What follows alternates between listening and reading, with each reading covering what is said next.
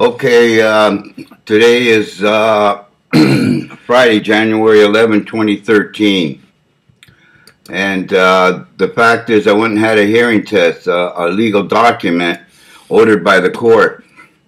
The last time I had a workman's comp hearing, he canceled it because I didn't have an interpreter or a proper hearing device, and I gave him a document showing that I was deaf, but it wasn't a legal document. Yesterday I went and took the examination, and there's no doubt that I'm deaf. And the damage is already done. There's nothing that can be done about it. In fact, it's getting worse. It's ringing off and on, according to the doctor, and he suggested I should wear earplugs. But I can't wear earplugs if I'm driving my car, right? Until I get some hearing aids. The hearing aids I got, they work and they don't work, and they're really old. They're just really old hearing aids. They'll work for the meantime, off and on. But that's all I need is I barely passed the test, and so I can work. There's no problem about going to work. I have a valid license and everything, so there's no reason why they can't put me to work. And there hasn't been. Okay. So anyway, it'll take 2 or 3 weeks for the report to come in. But the fact is, I'm deaf. That's the bottom line. And that's not the reason why I was sent home on December 7, 2010. It wasn't because I was deaf. It was because I received a notice of offer of work on December 1st, 2010. According to the QME report, I could do my job, in other words, okay? Anyway, they sent me home flat out on December 7th, 2010. And me being deaf then has nothing to do with them flat out sending me home. At least I don't think so. I won't know until we go to court. And I should mention the fact that I had a panel hearing with Safeway in 2011. Niswonger had a panel hearing, and they stopped the panel hearing. And he took me to the back room, and he wanted to know why I didn't say anything. And I told him that I had a hearing impairment. I have a severe hearing impairment. And he says, well, that's the first I heard of that. But that's not true. My wife knows that I told him that I have a hard time hearing, and that I don't recall exactly, but I'm sure that I mentioned the fact that I had a hearing problem since 2009 or before. But in any event, I told him and the two shop stewards that were present that I had a hearing problem and this and that, and it was a big issue. I don't know what to say. And then I was talking to the shop steward, and I told him, "Are you an authority on profound hearing impairment?" And he was just stunned. He didn't say anything. So the panel hearing was an abyss, and they just flat out sent me home. They never sent me any registered mail in 2010 about my situation, and I called them before Christmas, and Safeway never responded in 10, 20, or 30 days. Nothing. Okay? And I told him I had a hearing problem, and Mr. Niswonger, he said he's going to talk to Safeway about it, whatever, he's going to pursue it, right? Well, they sent me home, and I never heard a thing from them. That was the end of it. And then, and so now I'm bringing it up now because the judge in workman's comp said get a legal document. Now I've got 2 documents that say I was deaf. 2 documents. Okay? And so anyway, the union attorney sent me a letter that they're going to deny me arbitration, and I could just pursue it under workman's comp because their understanding is I have disability issues. Disability issues, and they're not going to go to arbitration. And if I want to pursue it, I can do it under workman's comp. Now, they didn't finish the panel hearing, and they just dumped me right out, and they didn't follow contractual procedures. And then this guy here falsified my documents and everything else, and didn't make me aware like he's supposed to. And the fact that I was deaf, and I asked for a shop steward to be present or somebody to explain to me what the heck's going on. And nothing was done. And there was a lot of drivers in the driver's room. They even asked me, they go, what's going on? Why is this guy throwing his hands up in the air and I got zamora and all this stuff? And I didn't understand a damn thing he was saying. I have no idea. I told him, I don't know what you're talking about. Man, what's going on?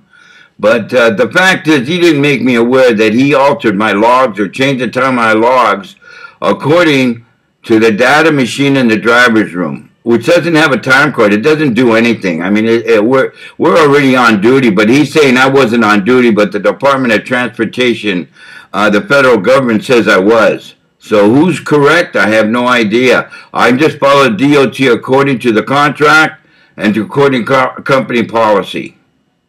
And that's what I did.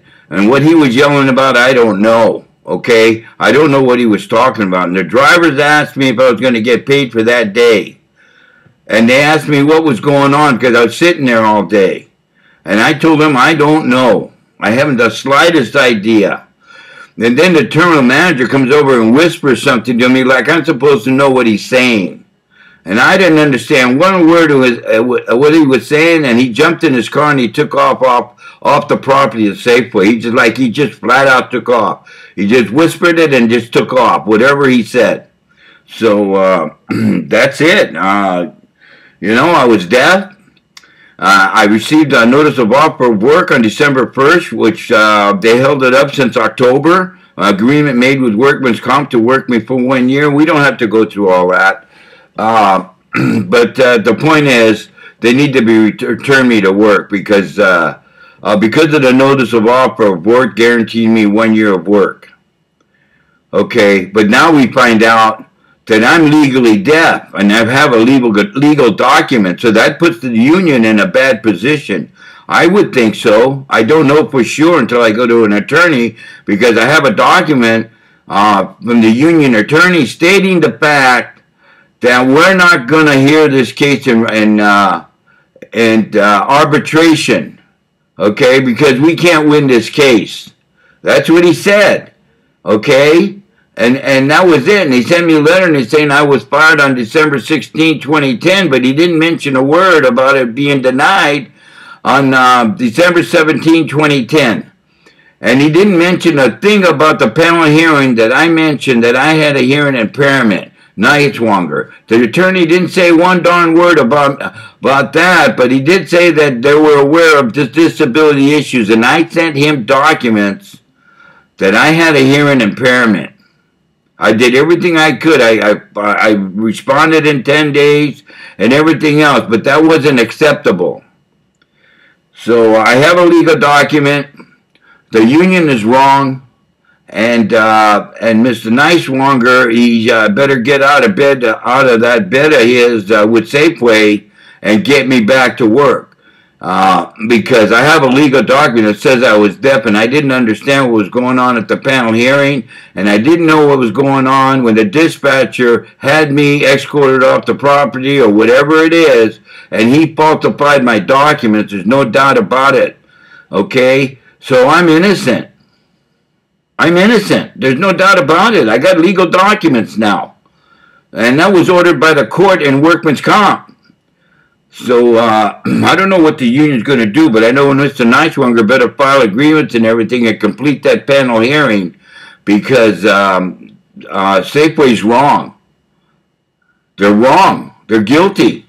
They need to be returned to work like 1,500 other Teamsters, because they didn't respond in 10 days, 20 days, or 30 days. And that James Williams, the terminal manager, he knows this. And why isn't he putting me back to work? I don't know. Is it because I'm deaf?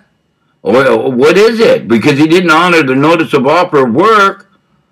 And then the dispatcher took my time card or my log sheet or trip sheet or whatever and everything and threw it in the garbage because I didn't get paid for that day. And he's working and I'm not. And he's not deaf. He falsified my logs. He's not supposed to do that. Now, he broke the law. That's a serious thing. And why is he working and I'm not? And I'm the one with the permanent disability according to the QME report. And I could do my customary duties. And I have a permanent disability. There's no reason why I can't work. I didn't do anything wrong. So, I don't know how I'm gonna. I don't dare call Nicewanger because I don't know what you know. I think that's just a lost cause. You know, I don't know. I'm gonna put this on the internet, and I don't know what's gonna happen after that. Maybe he'll hear about it. I hope he does, and then maybe he'll go ahead and file the grievance or whatever that the union attorney decides to do. But they're all wrong. They got all their facts wrong. I thought they were supposed to have an investigation. What kind of investigation is that? They didn't prove any evidence. They didn't do nothing. And they violated the labor code. And the fact that they got a legal document, that's not good. They definitely violated the labor code. So, and they violated contractor procedure, and they violated workman comp rules and regulations. Now, I'm not the one that decides whether they did all of that. It's up to the judge. But I'm thinking that they did. So we won't know until we get to court. And the fact that Legal Clinic will get a copy of that, that I'm deaf, and plus they have the notice of overwork that they're looking into. That's what they said. But the attorney sent me to work, and they, Mr. Mike Sadler, he just said, I don't know anything about it. And the union said, well, I don't know. It's first I heard of it. Every time I turn around, I don't know anything about it. They're in a state of denial. It's a wasted time for me to keep going there and calling them and say, hey, you need to put me to work and this and that. It's just a waste of time. They took my lifetime medical away. My daughter needs one more year of college. And, oh, Jesus Christ, man. You know, so I hope the workman's comp judge, gives me that automatic retirement on my birthday this year. Automatic retirement with a letter saying that I'm retired from Safeway and that I have a permanent disability. Because I can't work there any longer after all this. Because they need to pay me from December 7, 2010, back pay and benefits, 14 hours a day. Eureka run, which that's what I asked for on the notice of offer of work. That's what I asked for. I didn't my 10 o'clock start.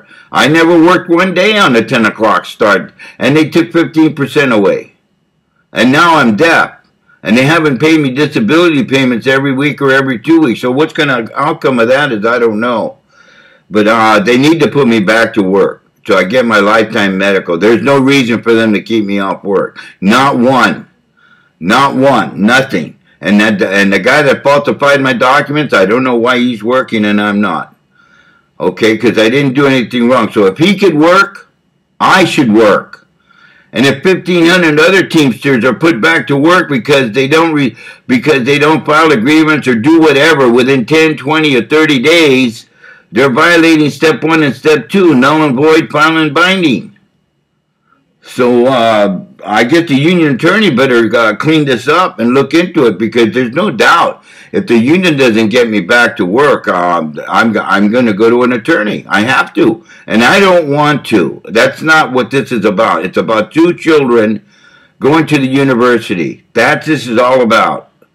It's not about trying to work longer because I'm going to be 73 years old this year. It's got nothing to do with that. Nothing. It's about getting 2 kids through the university. That's it. So they have a chance in life, and I can get that under my belt, and I'm going to feel good about it. That I did all I could so that my children will have a chance in life. Yeah, I'm going to feel good about that. You know what, to be honest with you, I'd love to retire, but I have responsibilities. I have responsibilities to my family and to my children and to myself. You know, I mean, they're children. They need a chance. For Christ's sake, this isn't about trying to make more money. I'm happy with what little I have with my Social Security and everything. I don't know what they're saying about me. I'm rambling on because I have no idea what they're saying. I know they're attacking my credibility, and I don't care. They can attack it all they want. It's not true. But hurting my family and me like this is not right. It's wrong. You know, and I got to get my son. Jesus Christ, he needs help. Man, my daughter needs that last year, so I'm fighting back. Okay, and I know, like Adam Stewart said, you guys are stubborn. No, I'm not I'm just standing up for my rights. I'm standing up for my rights. Do I have any rights? I'm innocent.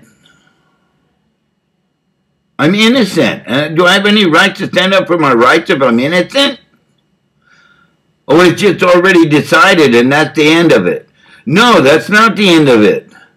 You don't just go hang somebody or electrocute somebody because they're innocent.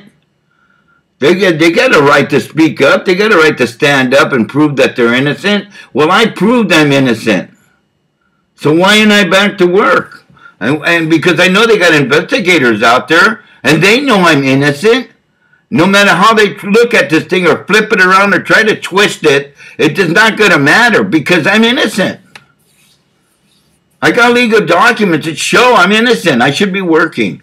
And I know they don't want to pay that back pay, but they're going to have to pay it 14 hours a day, 7 days a week.